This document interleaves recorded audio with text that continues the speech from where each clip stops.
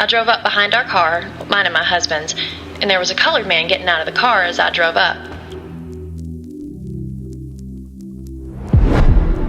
What did you do when you found the pistol missing? I called for my mother to call the police.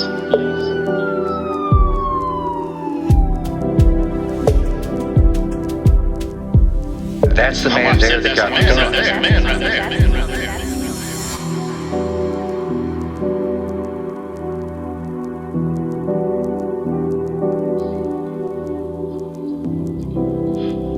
ELOISE, we gotta run, come on.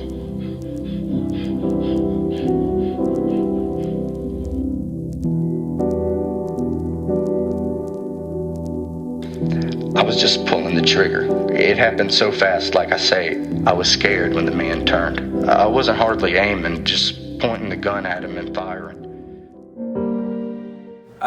In the last scene that you guys just saw, make sure you do grab a cup of tea. I know this looks like a bowl, but it's actually a cup. Don't be judging me, it's my business. But in the last scene that you guys saw, I shot that probably about a year and a half ago. It was for PBS and NPR's podcast that they were releasing called Buried Truth, so definitely check it out. They have a YouTube channel has the whole film, and then they have the podcast.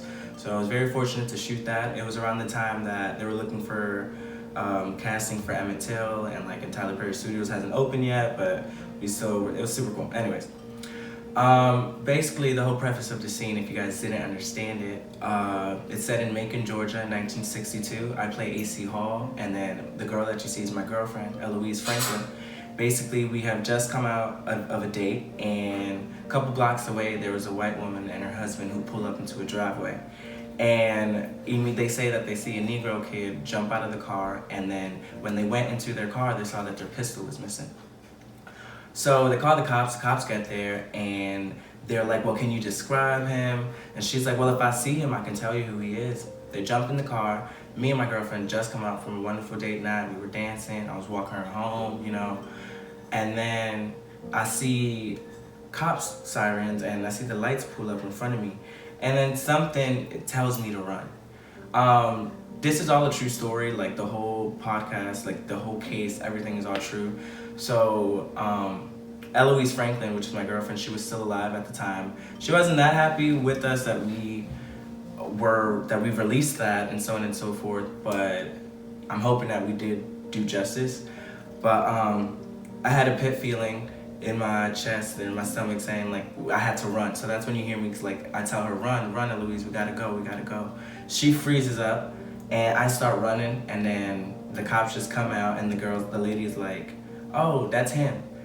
Instead of, they didn't question me, they didn't stop me, they just started shooting and released rounds on rounds on rounds. Turns out it wasn't me. I wasn't the guy. I didn't even have a weapon on me for them to do that.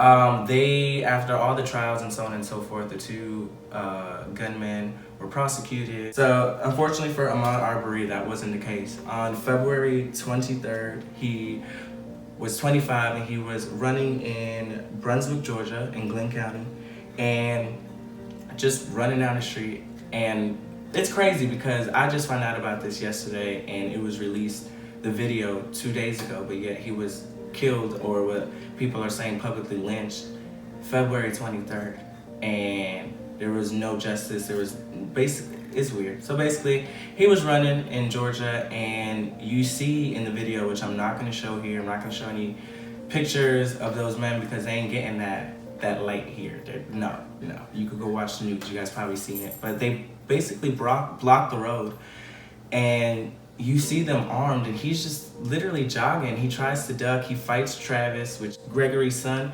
So Gregory and Travis McMichael. Travis is a 35-year-old son, and you see Gregory on top of the truck with a shotgun, and they're fighting, and then all you hear is gunshots. You see, super crazy. You see Ahmaud running and trying to get away, but he dies.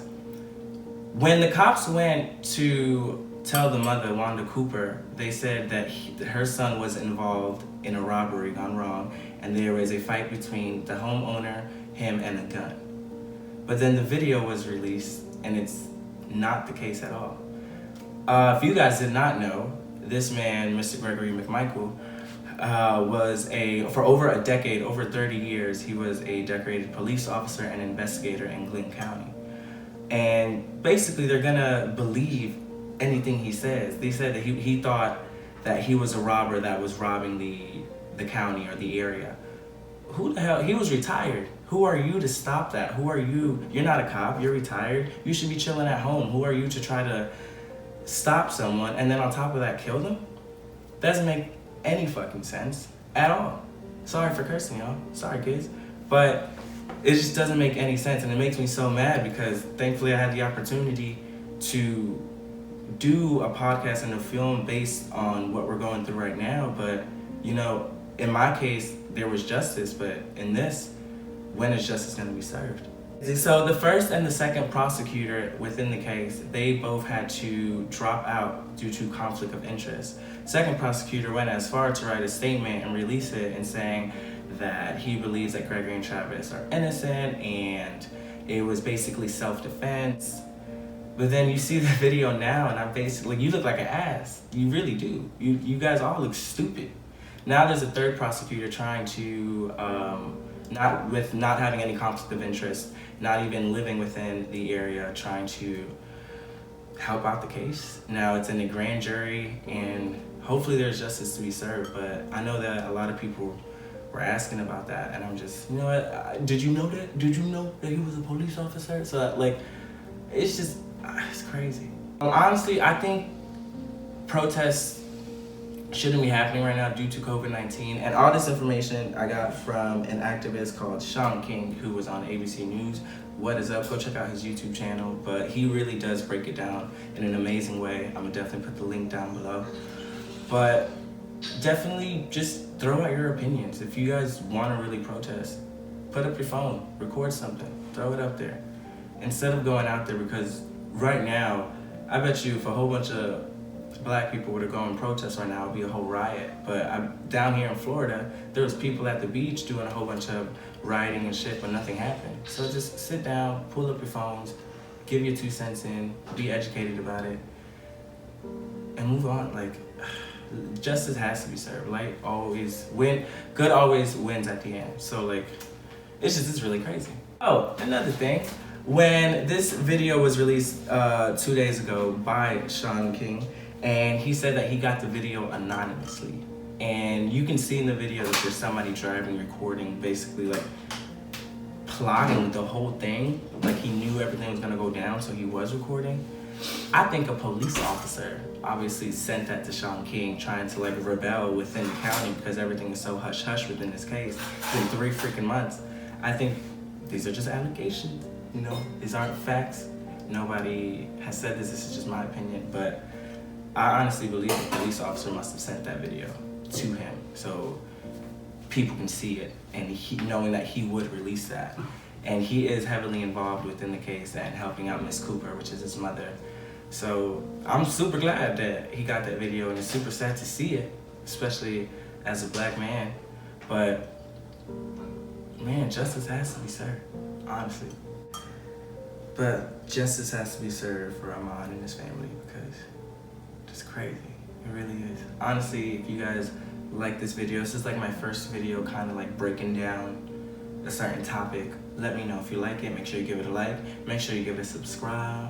Let me know if you guys want me to do like a part 2, an updated version on this. Hopefully I didn't disrespect anyone. Hopefully it was just my opinion, how I feel about it and how I kind of relate to the story, because definitely go check out the Blurred Lines, Buried Truth podcast on PBS and NPR, because it's kind of relatable what's going on, and hopefully the justice that I got and that shooting that could be served today in 2020, even though that was in 1962. But yeah, if you guys see anyone going through a rough time right now, make sure you tell them everything's gonna be okay. Again, make sure you give a like and subscribe, and I'll see you guys tomorrow. Bye.